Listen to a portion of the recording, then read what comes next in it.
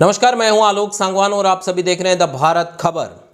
दिल्ली नगर निगम चुनाव में कुछ महीने ही बाकी हैं। ऐसे में आम आदमी पार्टी लगातार अपने आप को मजबूत करने की कोशिश कर रही है।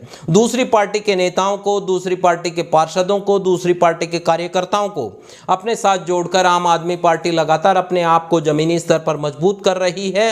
वहीं बीजेपी की मुश्किलें चुनाव से ठीक पहले बढ़ी हुई नजर आ रही हैं। जिस तरीके से बीजेपी के अंदर एक असंतोष पैदा हो गया है और उसकी मुख्य वजह यह है कि जिस तरह का असंतोष अभी पैदा हुआ है उसके पीछे कुछ प्रवक्ताओं को पार्टी के जो आधिकारिक व्हाट्सएप ग्रुप हैं उनसे हटाया जाना बताया जा रहा है। जिस तरीके से पार्टी के कुछ प्रवक्ता पार्टी से नाराज चल रहे हैं, उनका कहना है कि पार्टी के जो आधिकारिक मीडिया ग्रुप्स हैं उनसे उनको रिमूव कर दिया गया है। इसमें पहला जो नाम है वो तेजेंद्र पाल सिंह बग्गा का है।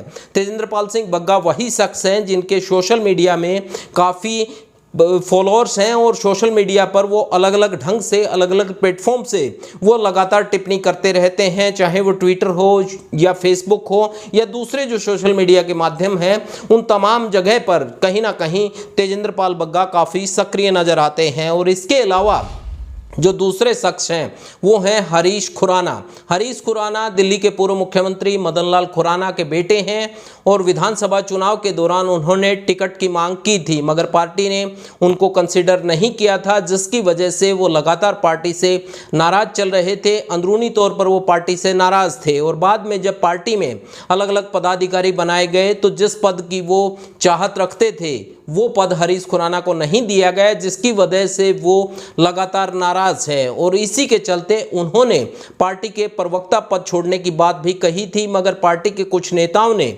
उनको मना लिया था, जिसके कारण उन्होंने पार्टी का प्रवक्ता पद तो नहीं छोड़ा था, मगर अब उनको भी पार्टी के व्हाट्सएप ग्रुप से रिमूव कर दिया गया है, जिसकी वजह से ये बताया जा रहा है कि अब हरीश खुराना की जो नाराजगी है वो और बढ़ गई है। और तीसरा जो नाम है इस फहरिस्त में वो यदि हम बात करें तो वो नाम है नेहा शालिनी दुआ का। नेहा शालिनी दुआ को भी पार्टी के आधिकारिक व्हाट्सएप मीडिया ग्रुप से रिमूव कर दिया गया है। तो इन तीनों प्रवक्ताओं को पार्टी के व्हाट्सएप ग्रुप से रिमूव किया गया है, जिसकी वजह से इनके अंदर असंतोष है। और जिस तरीके के एमसीडी चुनाव से ठीक पहले इस तरह की चीज़ें हो रही हैं तो उस चीज़ का कहीं ना कहीं पार्टी को राजनीतिक तौर पर नुकसान देखा जा सकता है। पार्टी ने हालांकि इससे पहले जिस तरीके से आम आदमी पार्टी ने लगातार भ्रष्टाचार के आरोप एमसीडी के अंदर लगाए और जिस तरीके से ये कहा कि एमसीडी के अंदर बीजेपी की सत्ता है और बीजेपी लगातार एमसीडी में भ्रष्टाचार कर रही है, उस डैमेज कंट्रोल को रोकने के लिए उन्होंने अमित शाह की थ्योरी को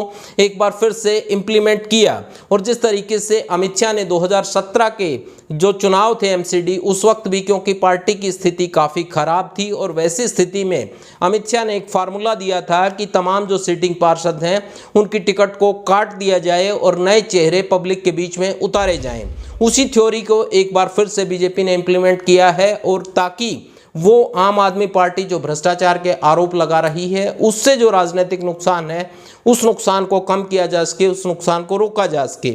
इसीलिए बीजेपी ने तीनों जो एमसीडी हैं उनके अंदर अपने महापौर, उप महापौर, स्थायी समिति के अध्यक्ष और नेता सदन को बदल दिया है ताकि साफ छवि के लोगों को जनता के बीच में उतारा जाए और उस चीज़ का राजनीतिक लाभ लिया जाए। बहरहाल इस चीज़ का राजनीतिक लाभ कितना मिलेगा ये तो दूर की गोटी है, मगर जिस तरीके की अभी जो स्थिति है, जो इन तीनों प्रवक्ताओं को हटाया गया है, उससे जो विरोध की स्थिति या असंतोष की स्थिति बनी हुई है उससे पार्टी किस तरीके से निपटेगी ये देखने वाली बात है। क्योंकि ये तमाम वो चेहरे हैं जिनको पब्लिक जानती है और जिनका कहीं ना कहीं यदि इनके अंदर असंतोष पैदा होता है और ये असंतोष बढ़ता है तो जाहिर तौर पर उसके राजनीतिक खामियाजे और उसके क्या परिणाम हो सकते हैं ये पार्टी को सोचने पर मजबूर कर रहा है। और इसीलिए पार्टी लगातार इस कोशिश में है कि इस असंतोष को किसी तरीके से कम किया जा सके ताकि दूसरी जो पार्टियां हैं वो इस राजनीतिक अवसर का लाभ ना उठा सकें। अब देखना ये होगा कि पार्टी किस तरीके से इस राजनीतिक